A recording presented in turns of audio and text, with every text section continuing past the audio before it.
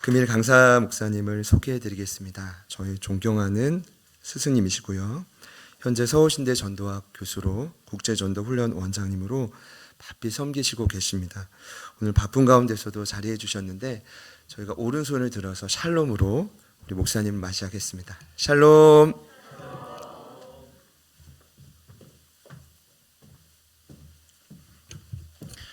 이렇게 뵙게 돼서 반갑습니다.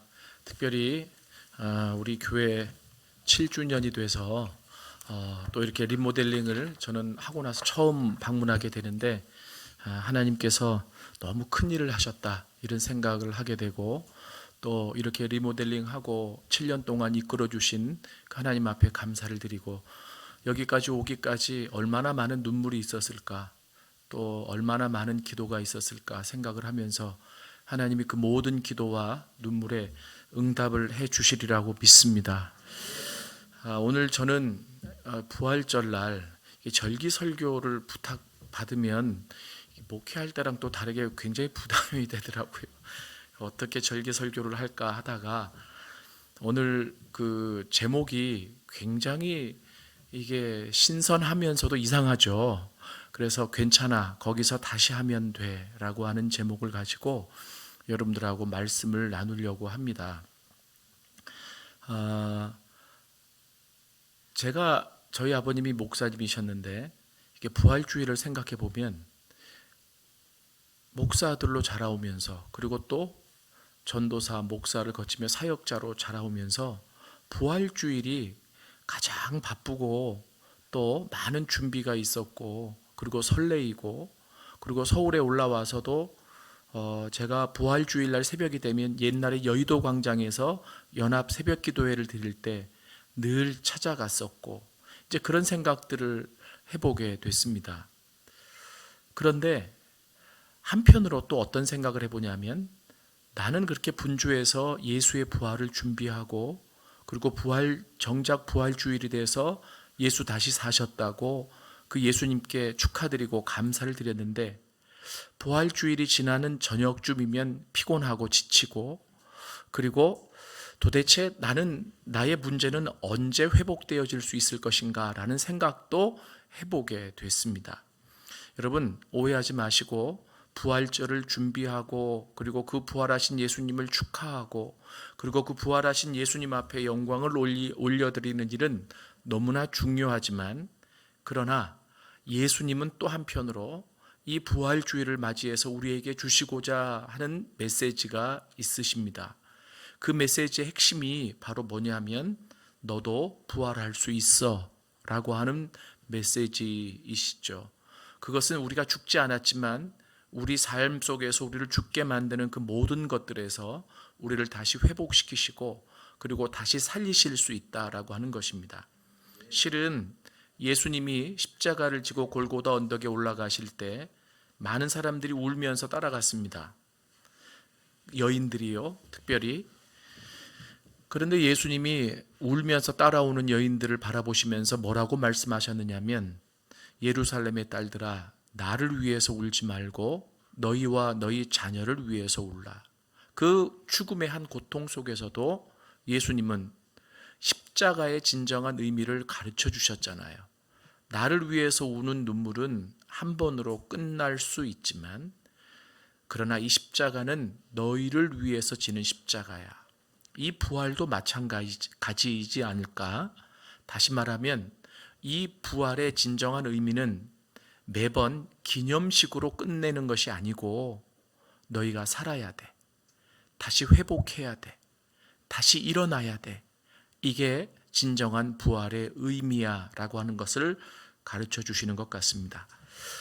그래서 제가 좀 어떻게 보면 감성적인 제목을 달았습니다. 왜냐하면 코로나가 아직 종식이 되지 않은 상황에서 거의 3년 지속되면서 많은 사람들이 힘들고 지쳐하고 있는데 만약에 부활의 주님이 내 옆에 계신다면 나에게 어떤 말씀을 해주실 수 있을까? 괜찮아. 다시 시작하면 돼. 이 제목이 조금 제가 드릴 때 바뀌었습니다. 그래서 그 말이 그 말이지만 괜찮아. 다시 시작하면 돼. 그러니까 아무도 꾸짖지 않는 거예요. 그 주님은 우리를 꾸짖고 야단치시는 분이 아니라 내가 넘어지고 죽어진 그곳에서 말씀하시는 겁니다. 다시 시작하면 돼. 일어나. 나를 봐. 내가 부활했잖아. 라고 말씀해 주고 계시는 것이죠.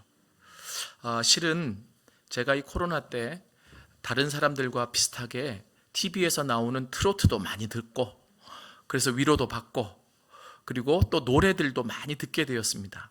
그런데 노래를 듣다 보니까 저는 제가 가요를 주로 듣는 사람이 아닌데 어떻게 듣다 보니 옛날에 나온 노래인데 많은 사람들이 그 코로나 기간 동안에 위로를 주기 위해 이 위로의 노래들을 많이 불렀는데 그 가운데서 그 이하이 씨가 부른 한숨이라고 하는 노래를 알게 됐어요.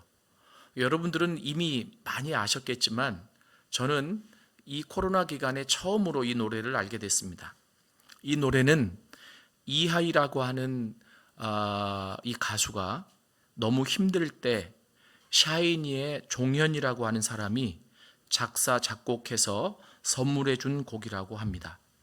이 샤이니의 종현이라고 하는 사람이 이 노래를 만들면서 자기가 사람들에게 듣고 싶었던 말들을 가사에 담았다고 합니다.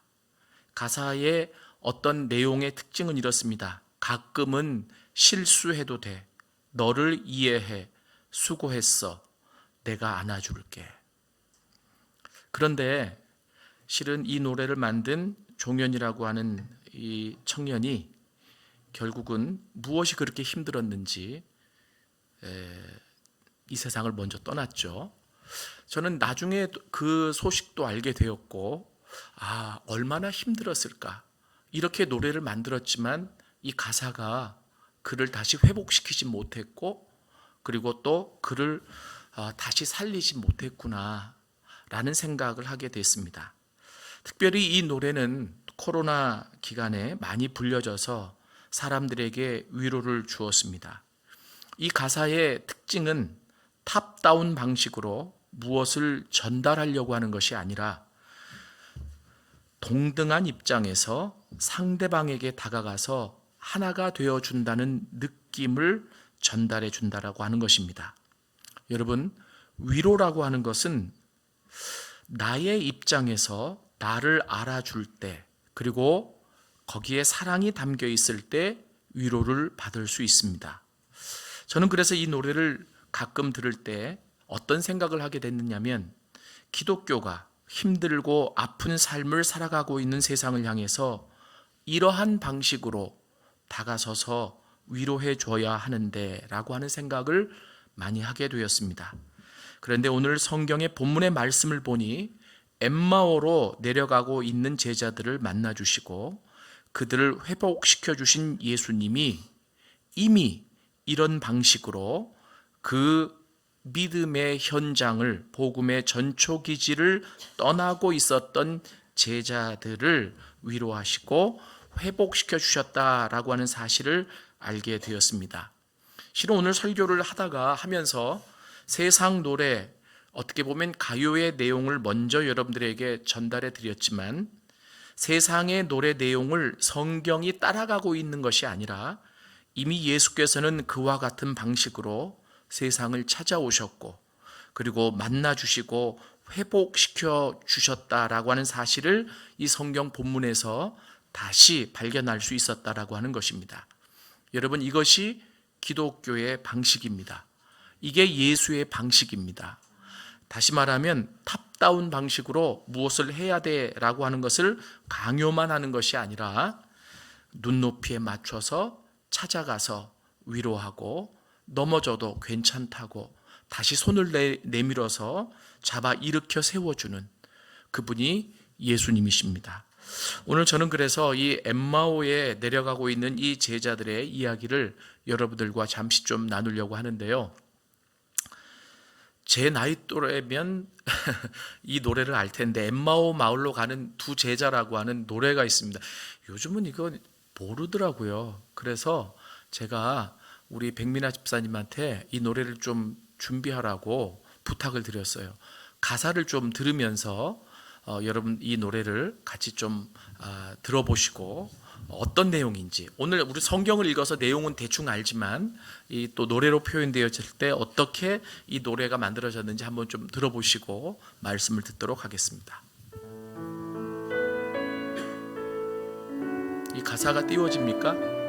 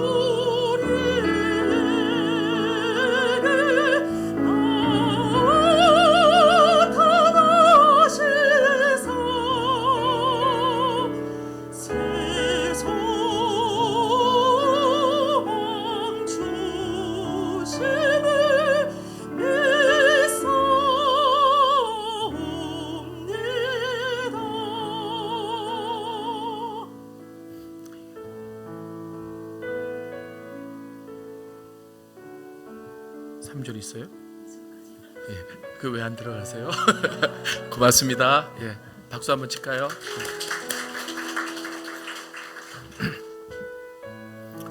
부활의 아침이 됐지만 엠마오로 데려가는 그 두 제자와 같은 사람들이 참 많이 있습니다. 예수님은 부활하셨지만 확신하지 못하고 그들이 있어야 될 자리에 있지 못하고 근심과 슬픔에 쌓여서 예루살렘을 떠나 엠마오로 내려가는 사람들 말입니다. 이 엠마오로 내려가는 두 명의 제자들은 원래 엠마오라고 하는 마을이 자신들이 있어야 할 자리, 그리고 또 사역을 펼쳐가며 살아가야 할 자리가 아니었습니다. 그 자리는 예루살렘이었죠. 그러나 그들은 예수님의 십자가 처형으로 소망을 잃어버리고 복음의 전초기지와 같은 예루살렘을 떠나서 시리에 찬 채 엠마오로 내려가고 있습니다. 그런데 부활하신 예수님은 시리에 차서 세속의 도시로 내려가고 있던 제자들을 조용히 찾아가셔서 위로하시고 그들을 회복시켜 다시 그들의 새로운 삶을 시작하게 해주십니다. 이것이 실제적인 부활의 경험이 아닐까요? 자신들의 삶을 올인하였던 일에서 실패를 맛보고 그래서 소망 없이 세상으로 내려가고 있는 자들에게 다시 시작할 수 있는 힘과 소망을 주는 것 말입니다. 그들을 회복시켜 주신 예수님의 방식을 오늘 제가 설교의 제목으로 담아 보았는데, 괜찮아, 다시 시작하면 돼 라고 하는 어구입니다. 여러분, 따뜻해 보이지 않습니까? 그리고 누가 들어도 위로가 될 수 있는 어구가 아닐까요? 예수님은 그렇게 그들을 회복시키셨습니다. 엠마오로 내려가는 그 제자들에게 찾아가셔서 왜 있어야 될 자리를 지키지 않고 세상을 향해 내려가고 있느냐고 야단치지 않으셨습니다. 왜 내가 부활을 한다고 말해주었던 것을 믿지 못하고 세상으로 내려가고 있느냐고 반문하지도 않으셨습니다. 본문에 보면 그들은 이 엠마오로 내려가는 두 제자는 부활의 소식도 들었고 그리고 부활의 현장을 목격한 자도 있었다라고 기록하고 있죠. 그러나 부활을 확신하지 못하고 엠마오로 내려가고 있었습니다. 부활은 너무나 엄청난 사건이라서 그들이 들은 소식만으로 그리고 시체가 사라진 무덤의 현장만을 보고서는 확신할 수 없었나 봅니다. 그런데 예수님은 그들에게 어떤 불편한 기색도 비치지 않으셨습니다. 마치 그럴 수 있다는 듯이 자연스럽게 그들과 동행하시고 대화에 참여하시면서 그들과 하나가 되셔서 자신이 원하시는 일을 하셨습니다.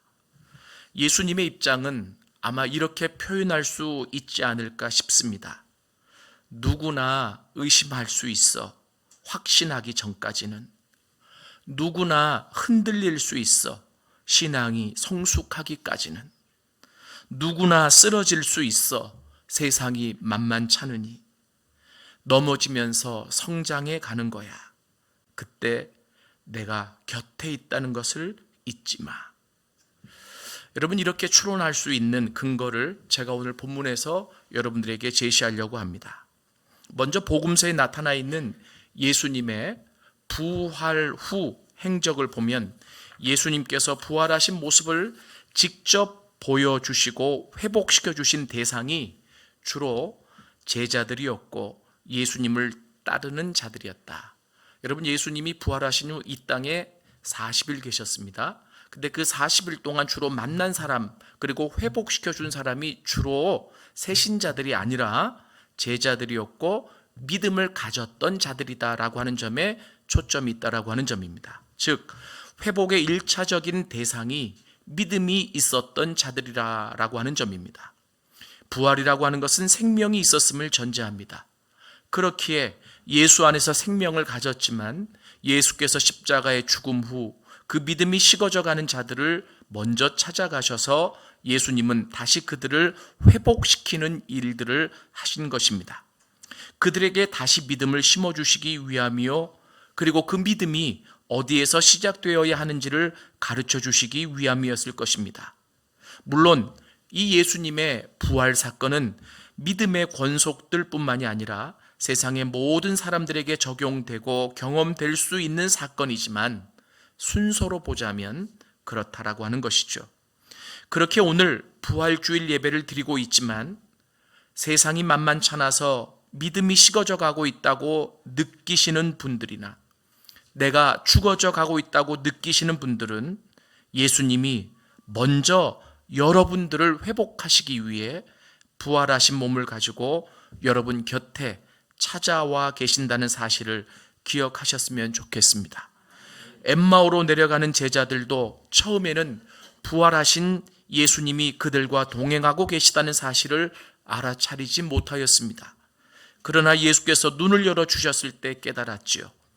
오늘 우리에게도 그러한 역사가 있었으면 좋겠습니다. 엠마오로 내려가고 있는 제자들은 예수님의 12제자에 속하는 자들은 아니었습니다. 그러나 예수님을 적극적으로 따르는 자였던 것 같습니다. 그들은 예수께서 아무런 저항 없이 십자가에서 죽으시고 무덤에 묻히시자 예루살렘에서의 모든 희망이 사라져 버렸습니다. 게다가 예수를 따랐던 자라고 하는 수식어가 붙어 있기에 두려움마저 엄습하였을 것입니다. 그러나 무엇보다도 문제가 되었던 것은 예수님의 십자가 죽음 후 그들은 자신들이 무엇을 믿고 따랐는지 알지 못하였습니다. 그렇기에 그들이 가지고 있는 믿음에 회의가 들었습니다. 왜냐하면 그들이 가지고 있는 믿음의 기반이 되는 예수님을 제대로 알지 못하였기 때문입니다. 오늘 본문 21절에 보면 그 예수님이 세상을 구원할 하나님의 메시아라고 받아들이지 못하고 단지 이스라엘을 속량할 자라고 그들은 받아들였고 그 믿음을 가지고 예수를 쫓았기 때문입니다. 그런데 그 믿음을 가지고 있었는데 예수님이 십자가에서 허무하게 죽자 이제는 모든 것이 끝났다라고 생각을 하고 예루살렘을 버리고 엠마오로 내려갈 수밖에 없었다라고 하는 것입니다. 그러나 예수님은 그러한 제자들을 회복하시기 위해 그들이 엠마오로 내려가는 길에 함께 해 주셨습니다. 그러면 예수님이 그들을 회복시켜 주신 방법이 어떠합니까? 실은 이 방법대로 오늘 우리도 회복시켜 주실 것이고, 그리고 우리도 이 방법을 배워 세상 사람들을 이렇게 회복시켜 줘야 한다라고 생각을 합니다. 제가 짧게 7가지, 이 성경 본문에 있는 7가지, 굉장히 길 것 같죠? 짧게 7가지를 여러분들에게 말씀드리려고 합니다. 첫째, 제자들과 동행해 주셨습니다. 실은 예수님은 이 부활한 그 영광스러운 모습을 세레모니와 함께 제자들에게 보여주실 수 있었습니다. 그리고 강한 임팩트를 주며 그들에게 나타나실 수도 있었습니다. 그러나 그렇게 나타나셨을 때 한 번에 놀랍고 경이로움을 줄 수 있을지는 몰라도 그들의 마음의 변화를 주어서 믿음을 성장시키는 데는 한계가 있다라고 하는 사실을 예수님은 아셨습니다. 그렇기에 예수님은 제자들조차도 알아차리지 못할 정도로 조용히 그들과 동행해 주셨습니다. 여러분, 우리가 세상 사람들을 위로하고 그리고 그들을 회복시킬 때 이게 아무리 복음이 기쁜 소식이라고 할지라도 가장 먼저 해야 될 일이 있습니다. 그들의 눈높이에 맞추어서 같이 동행해 주는 일입니다. 예수님이 오늘 그 일을 하셨습니다. 그리고 두 번째, 예수님은 그들의 대화에 참여해 주셨습니다. 예수님은 먼저 대화를 주도하지 않고 대화를 나누던 제자들의 이야기를 듣고 계시다가 질문을 던지셨습니다. 너희가 길 가면서 서로 주고받고 하는 이야기가 무엇이냐라고 물으셨던 것이죠. 이 질문은 제자들의 마음의 상태를 더 깊이 파악하시기 위하여 그들의 이야기를 경청하시기 위함이었습니다. 예수님은 철저하게 자신을 먼저 드러내지 않으셨습니다. 이것이 그들과 하나가 되어가는 과정입니다. 믿음이 식어진 자, 여러 가지 문제로 아프고 괴로운 자들을 회복하기 위해서는 먼저 그들의 눈높이에 맞추는 일이 필요합니다.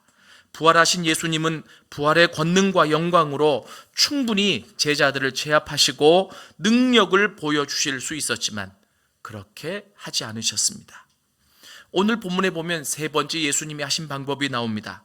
그것은 제자들과 대화 속에서 그들이 실제적으로 예수님을 어떻게 생각하고 따랐는지를 드러내셨습니다. 그런데 이것은 문제 해결의 가장 중요한 부분입니다. 제자들이 왜 시리에 차 있는지 그 원인이 드러나야 제대로 된 치유가 가능하기 때문입니다. 아까도 말씀드렸지만 본문 21절에 보면 제자들은 예수님을 단지 로마의 압제하에 있던 이스라엘을 속량할 자로만 바라보았습니다. 구약의 선지자들이 그리고 하나님께서 보내신 자들이 메시아의 역할에 대해서 예언을 많이 하였지만 그것을 다 받아들이지 못하고 당장 시급한 자신의 관련된 일들의 해결자로만 예수님을 보았던 점을 드러내셨다라고 하는 점입니다. 그리고 네 번째, 예수님은 제자들에게 이제 해결을 위해 성경을 풀어주셨습니다. 구약의 선지자들이 그리고 하나님의 사람들이 나중에 나타날 메시아에 대해서 말한 예언이 바로 자신을 향한 것임을 깨닫게 해주신 것이죠. 제자들은요, 유대인들이었음에도 불구하고 자신들이 듣고 알고 있었던 메시아에 관한 이야기들을 자신에게 유리하게만 해석하고 또 메시아의 고난을 분명히 이야기했건만 메시아의 고난은 아예 빼놓고 예수님을 바라보았던 것입니다. 그래서 실은 이 구약의 예언을 전체적으로 종합해 보면 나중에 너희들을 구원할, 이 세상을 구원할 메시아를 하나님이 보내실 텐데 그 메시아는 고난을 받고 자기 영광에 들어간다라고 하는 점을 분명히 언급하고 있지만 지금 이 엠마오로 내려가는 두 제자는 전체적인 메시아에 대한 예언을 받아들이지 못하고 시급한 내 문제, 내 가족의 문제, 이 나라의 문제만을 해결하기 위해서 자신이 받아들이고 싶은 부분만 받아들여 예수님을 생각했기 때문에 지금 큰 시리에 차서 그리고 어려움에 차서 엠마오로 내려가고 있었습니다. 그래서 예수님은 그렇게 내려가고 있는 자들에게 하나님이 이 메시아가 고난을 받고 자기 영광에 들어가야 한다라고 말씀하지 않았더냐라고 그들에게 성경을 풀어서 가르쳐 주신 것이죠. 그때 이 제자들의 마음이 성령의 역사하심으로 뜨거워지기 시작했습니다. 다섯째, 이 제자들이 초대한 식탁에 예수님이 응해 주셨습니다. 예수님이 얼마나 바쁘신 분이십니까? 하실 일이 많았겠습니까마는 아직 그들을 위해 하셔야 될 일이 남아 있으셨습니다. 예수님은 제자들과 기꺼이 식탁의 교제를 나누십니다. 이때 예수님은 떡을 축사하시고 떼어 주셨습니다. 그 떡을 받아 먹은 제자들은 눈이 밝아져 예수님을 알아보게 되었습니다. 여기서 떡을 축사하시고 떼어 주셨다라고 하는 것은 성찬을 의미한다라고 볼 수 있습니다. 그런데 여러분, 우리가 기독교 예식 가운데 유일하게 예수님이 제정해 주신 예식이 성찬입니다. 자기 살을 찢고 자기 피를 기억하는 예식이 바로 성찬이다라고 하는 것이죠. 그래서 이 성찬은 한마디로 그리스도의 죽음을 나타냅니다. 그리스도란 메시아를 의미합니다. 구약의 메시아에 관한 이야기를 알고 있었던 제자들이지만 메시아가 받아야 할 고난을 십자가와 연결시키지 못한 제자들에게 그것을 깨닫게 하시기 위하여 자신이 정한 성찬을 베풀어 주심으로 메시아의 고난과 영광을 연결시켜서 자신이 이 땅에 오신 메시아이심을 깨닫게 해 주신 행위였습니다. 여섯째, 순서의 시간적인 차이가 있지만 제자들은 성경을 풀어주시고 떡을 떼어 성찬을 베푸신 이 예수님을 경험하고 마음이 뜨거워지기 시작했습니다. 여기서 뜨거워지기 시작했다라고 하는 것은 이 신약의 헬라어 원문으로 보면 불타오르다라고 하는 의미로 해석되어질 수 있습니다. 다시 말하면 성령의 역사였습니다. 성령의 역사가 말씀을 풀어주실 때 시작하여 뜨겁게 하시더니 성찬을 통하여서는 닫혔던 그들의 눈을 열어주셨습니다. 메시아의 고난과 영광이 연결되어 있음이 성령의 역사를 통하여 온전히 깨달아지는 순간이었습니다. 그렇습니다. 여러분, 부활의 확신은 부활의 증거로 가능한 것이 아닙니다. 그리고 부활의 증언만으로도 가능하지 않습니다. 아까도 말씀드렸지만 엠마오로 내려가던 제자들은 부활에 관한 소식도 들은 자들이었고 그들 중에 한 사람은 부활의 현장, 시체가 사라진 부활의 현장도 목격한 자였습니다. 그러나 부활에 대한 확신이 없었기에 엠마오로 내려가게 되었던 것이죠. 그러한 제자들에게 예수님은 말씀을 풀어주시고 성찬을 베풀어 주심으로 성령의 역사 안에서 그들이 예수님의 부활을 확신하게 해 주신 것입니다. 저는 오늘날 이것이 우리에게 필요한 것이 아닌가 싶습니다. 세상과 그리스도인 가운데 일부는 예수의 부활을 확신하기 위해 좀 명확한 증거를 대라고 증거를 요구하고 그리고 또 그 부활의 현장이 어디에 있느냐라고 현장을 더 세밀하게 요구하기도 합니다. 그러나 부활의 많은 증거물들과 증언이 있어도 그것이 나 개인으로 하여금 예수님의 부활을 확신하게 하는 도구가 되지 못합니다.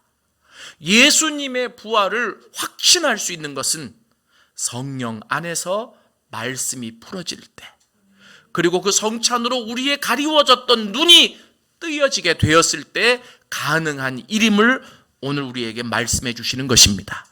그래서 오늘 이 자리에 나와 있는 여러분들에게도 동일한 은혜가 있어질 수 있기를 원합니다. 부활에 관한 많은 이야기를 들어왔고 많은 증거들도 유튜브를 보면 많습니다. 그러나 그것이 내 사건이 되어지기 위해서는 성령 안에서 하나님의 말씀이 풀어져 응어리졌던 우리의 마음이 녹아지고 뜨거워져야 합니다. 그런 역사가 있어질 때 결국은 응어리진 부분이 뜨거워 풀어지면서 눈물도 나올 수 있고 감사도 나올 수 있습니다. 이것이 은혜입니다. 마지막 7번째, 제자들은 그들이 있어야 할 자리로 돌아갔습니다. 늦은 감이 있어 보이지만 그것이 중요하지 않습니다. 왜냐하면 살아가면서 흔들리지 않는 사람이 없고 넘어지지 않는 사람이 없기 때문입니다. 그러나 부활하신 예수님을 만나 은혜를 경험하게 됐을 때 다시 내가 있어야 할 자리로 되돌아갈 수 있습니다. 마음이 뜨거워진 그 제자들은 도저히 엠마오에 유숙할 수 없었습니다. 사랑하는 여러분, 저는 오늘 말씀을 마무리하면서 여러분들에게 이렇게 좀 말씀드리고 싶습니다. 반주 좀 해주실래요? 나의 등 뒤에서. 우리 신앙생활에서 신앙의 흔들림과 넘어짐의 순간이 자주 발생한다고 할지라도 그것을 실패라고 정의하지 마십시오. 그때가 다시 일어날 때이고 회복할 때입니다. 부활하신 주님을 다시 만날 때입니다. 흔들림 없이 넘어짐 없이 신앙생활을 하는 사람은 아무도 없습니다. 그러나 그때마다 부활하신 주님이 찾아오셔서 세미하게 말씀하고 계십니다. 괜찮아. 다시 시작하면 돼. 그 말씀이 있기에, 그 은혜가 있기에 오늘도 우리는 다시 일어설 수 있습니다. 우리는 우리의 신앙이 흔들릴 때 버림받았다고 생각할 수 있습니다. 그래서 힘든 시간들을 보내기도 하죠. 엠마오로 내려가는 제자들도 마찬가지였습니다. 예수님이 이스라엘을 구원할 자라고 로마 압제에서 해방시켜줄 자라고 생각했는데 그 예수님이 십자가에서 힘없이 죽으셨을 때 그들은 먼저 자신들이 버림받았다라고 생각하게 되었습니다. 그러나 그렇게 그들은 자신들이 버림받았고 자신들이 해야 될 일이 없다라고 시리에 차서 엠마오로 내려가고 있었을 때 예수님은 그들과 동행해 주셨습니다. 그리고 그들의 입장에서 대화를 나눠주셨고 그리고 무엇이 문제인지 드러내셨고 그 문제를 풀어주시기 위해 말씀을 전해주셨고 성찬을 나누어 주셨습니다. 사랑하는 여러분, 오늘 이렇게 따스한 친절한 예수님, 그 부활하신 예수님을 만날 수 있기를 원합니다. 내 자신의 문제가 너무 커 보이면 답도 보이지 않습니다. 그래서 그들의 눈이 가리워져 함께 동행하는 예수님을 알아보지 못하지 않았습니까? 흔들리고 넘어질 때 이렇게 생각하십시오. 흔들릴 수 있고 흔들려도 괜찮다. 넘어질 수 있고 넘어져도 괜찮다. 주님이, 부활하신 주님이 우리 옆에 계시니까. 흔들리는 우리를 붙잡아 주시고 넘어진 우리를 일으켜 세워주시는 부활의 주님이 옆에 계시니까. 우리가 말로만 부활이라고 얘기하지 말고 우리의 삶에서 부활을 경험할 수 있는 여러분들이 되실 수 있기를 원합니다. 엠마오로 내려가는 제자들을 이렇게 회복시켜 주신 예수님은 동일하게 우리도 이렇게 회복시켜 주실 것입니다. 그분이 무서운 분이 아닙니다. 사랑을 가지고 찾아오시는 분이십니다. 우리 같이 한번 찬양 부릅시다. 나의 등 뒤에서 오늘 말씀을 생각하며 예수님의 음성을 기대하며 우리 같이 한번 찬양하며 나갑시다.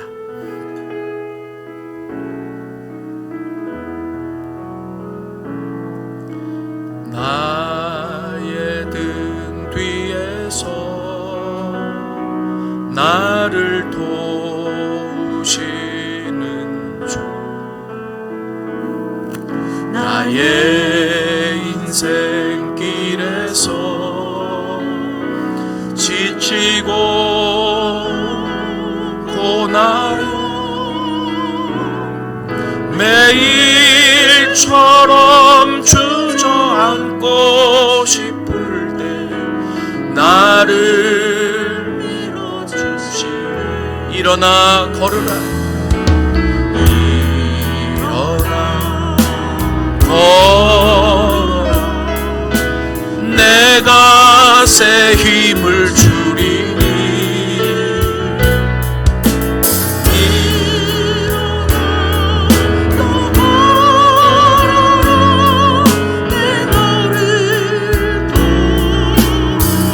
나의 등 뒤에서, 나의 등 뒤에서 나를 도우시는 주, 나의 길에서 보이지 않아도 보이지 않아도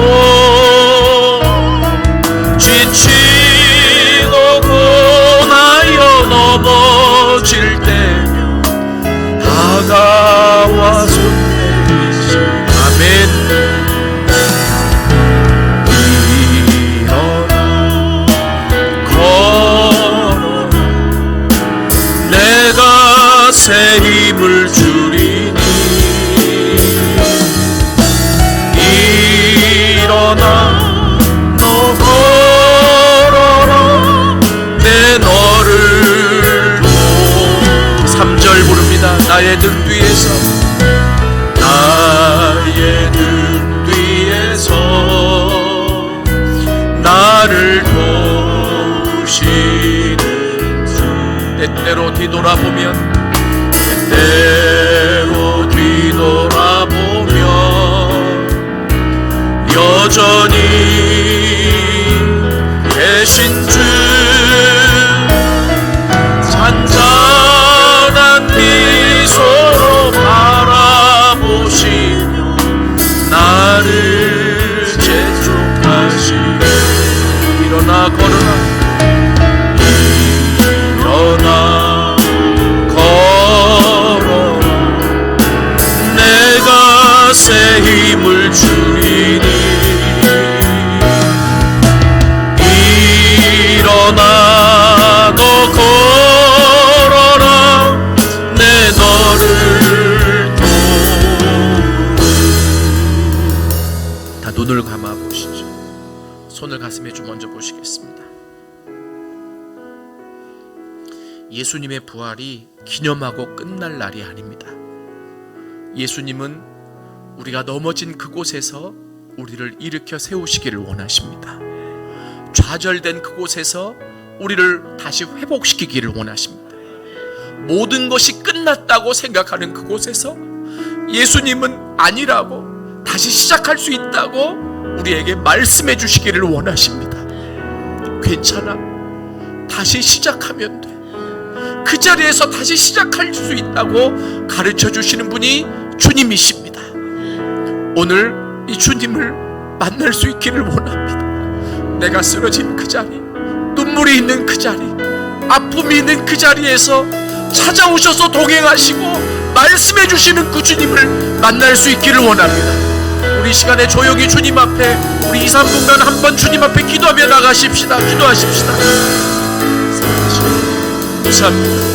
주님, 우리에게 말씀하여 주셔서 하나님, 우리가 있는 그 자리에서 하나님의 음성을 다시 한번 세워줄 수 있는 귀한 시간을 이어주시고 하나님 붙잡아 주시고 역사하여 주시옵소서. 아버지 하나님 도와주옵소서. 힘들고 넘어져, 아버지 힘들고 넘어져서 아버지 도저히 일어날 수 없는 그 자리에 괜찮다, 다시 시작할 수 있다고, 다시 일어날 수 있다고 말씀해 주시는 그 하나님의 음성을 듣고 하나님 다시 일어나 하나님 예루살렘으로 내가 있어야 될 자리로, 내가 해야 될 그 자리로 돌아갈 수 있는 하나님의 자녀들이 다 되어질 수 있도록 하나님 붙잡아 주시고 역사하여 주시옵소서. 하나님 오늘 우리에게 그렇게 말씀하여 주옵소서. 하나님 오늘 우리에게 그렇게 역사하여 주시옵소서. 내가 너를 안아줄게.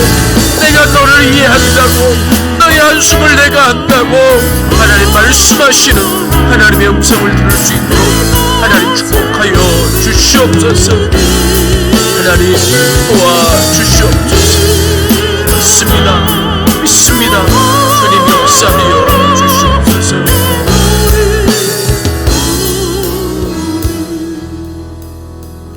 부활의 아침이 되었지만 엠마오로 내려가는 제자들처럼 마음에 슬픔이 가득 차 눈이 가리워진 채로 세상을 다 잃은 것처럼 그렇게 지금 하나님 엠마오로 내려가고 있는 자들이 있습니까? 주님 찾아가 주시옵소서. 내가 너를 안다. 너의 마음을 알고, 너의 눈물을 알고, 너의 슬픔을 알고, 너의 좌절을 내가 안다. 예수님은 야단치시는 분이 아니시고, 그 예수님은 꾸짖는 분이 아니시고, 내 슬픈 마음과 같이 하나가 되셔서 나를 위해 울어주시는 분이 예수님이심을 믿습니다. 그리고 가장 필요할 때 성령의 역사 가운데 말씀을 깨닫게 하셔서 가리워졌던 눈을 열어주셔서 하나님 다시 우리를 회복시켜 주시는 분이 예수님이심을 믿습니다. 오늘 이와 같은 일들이 이 부활절날 우리에게 있게 하여 주시옵소서. 7년 동안 하나님 제자들 교회를 축복하시고 은혜 주셔서 감사합니다. 하나님 오늘 수고한 모든 자들에게 찾아가셔서 내가 너를 안다. 내가 너의 눈물을 안다. 내가 너의 노고를 안다. 위로하여 주옵시고 하나님 혹여나 지쳐있는 부분이 있다면 다시 새 힘을 주셔서 주님이 계획하고 계신 그 계획을 향해 달려갈 수 있도록 일으켜 세워 주시옵소서. 이제는 우리 주 예수 그리스도의 은혜와 하나님의 사랑하심과 성령의 역사 교통 충만 내주하심이 오늘 주님 앞에 나와서 예배드리며 오늘 순서를 통해 그리고 하나님의 말씀을 통해 하나님의 음성을 듣고 그리고 깨닫고 결단하는 모든 분들 머리 위에 또 온라인으로 예배드리는 모든 분들 그 삶의 모든 지경 위에 지금부터 영원토록 함께 하시기를 간절히 축원하옵나이다. 아멘.